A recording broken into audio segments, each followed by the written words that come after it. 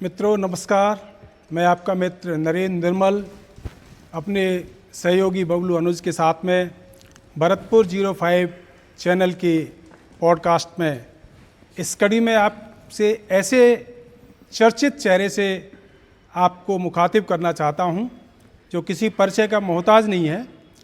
भरतपुर में आज से लगभग 35 वर्ष पूर्व जिस व्यक्तित्व का पदार्पण हुआ और MSA कॉलेज में जो आते ही ये राजस्थान यूनिवर्सिटी में पूरा रिकॉर्ड है आज तक का कि प्रथम वर्ष का जो व्यक्ति अपनी प्रतिभा के बल पर छात्र संघ अध्यक्ष बना हो, और वो रिकॉर्ड ऐसा है कि आज तक टूटा नहीं है। भगत सिंह जी, आप लोहागढ़ के नाम से तो प्रसिद्ध हो चुके हैं। आप बहुत ही वेल सेटल जिसको कहते हैं, पूरी तरह से आपका लोहागढ़ रिजॉर्ट जयपुर का नामी है। अचानक आपका भरतपुर में आना पूरी जनता में एक कुतूहल का विषय है। तो मैं आपसे ये जानना चाहता हूँ कि आप भरतपुर में पदार्पण कैसे हुआ और कैसे महल खास में आपने अधिकृत किया, इस पर थोड़ी सी आप। सही बात है, मैं जयपुर में अपनी फैमिली के साथ में सेटल था और सेटल हूँ। और बस एक पता लगा उस टाइम पर, ये आज से करीबन 2.5 साल पहली बात है, कि महल खास बिक रहा है। गवर्नमेंट RFC ने इसकी बोली के लिए ओपन बिड निकाली है जी। तो मैं जयपुर में कुछ होटलियर्स के साथ में बैठता हूँ, तो वहाँ चर्चा चल रही थी ऐसी कि हम भी बिड में पार्टिसिपेट करेंगे, फलाना कर रहा है, ढिकाना कर रहा है। तो मेरी आर्थिक स्थिति ऐसी नहीं थी कि मैं महल खास जैसी चीज़ को खरीद पाऊँ। तो फिर मैंने मेरे बड़े भाई हैं बम्बई में, जो नेवी में कमांडर से रिटायर हैं जी, वो रिटायर हुए ही थे उस टाइम पर। तो बोले यार मेरे पास तो 1-1.5 करोड़ रुपया है। बल्ला बोलते हैं मेरे को घर में, तो बोला मेरे पास तो 1-1.5 करोड़ रुपया है, लेकिन तू देख ले, तू हिम्मत करे यार, ये तो लेने लायक जगह है, चीज़ है, अच्छी है। फिर मैंने हिम्मत की और उस बोली में पार्टिसिपेट किया।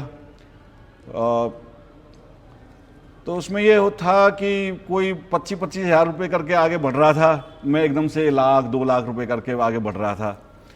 तो अंत पंत थोड़ा मैं इमोशनल हूँ, जोश में था कि ये महल खास बाहर के किसी को नहीं आना चाहिए जी।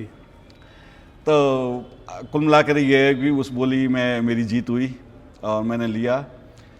और मैं पूरे दर्शकों की तरफ से बधाई देना चाहता हूँ आपको।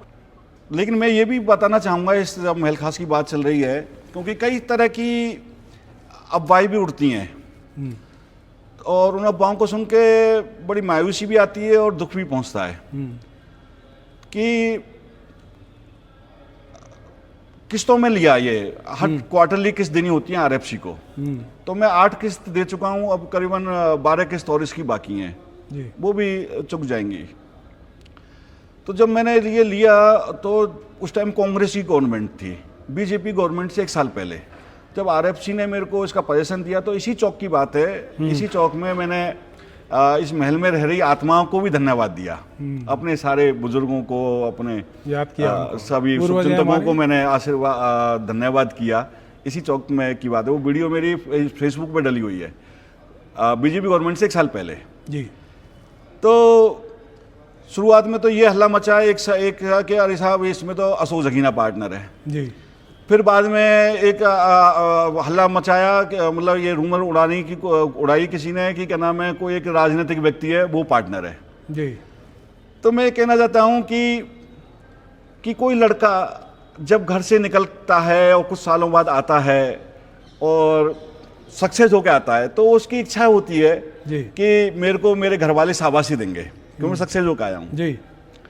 तो मुझे ये था कि मैंने अपनी औकात से, अपनी हैसियत से ज़्यादा मैंने काम करके ये चीज़ ली है, महल खास, अपनी इज्जत को अपने घर में रखा, तो मेरे को शाबाशी मिलेगी। मेरे को दुख तब हुआ जब इस तरह की रूमर उड़ती हैं। जब यहाँ आया तो क्या नाम है, वो श्रेय कभी अशोक जगीना पार्टनर है, कभी कोई पार्टनर है। अरे यार मेरे को शाबाशी दो ना यार, मैंने मेहनत करके अपने पैसा से इसको खरीदा है। तो वो ज़रूर एक ऐसी बात होती है।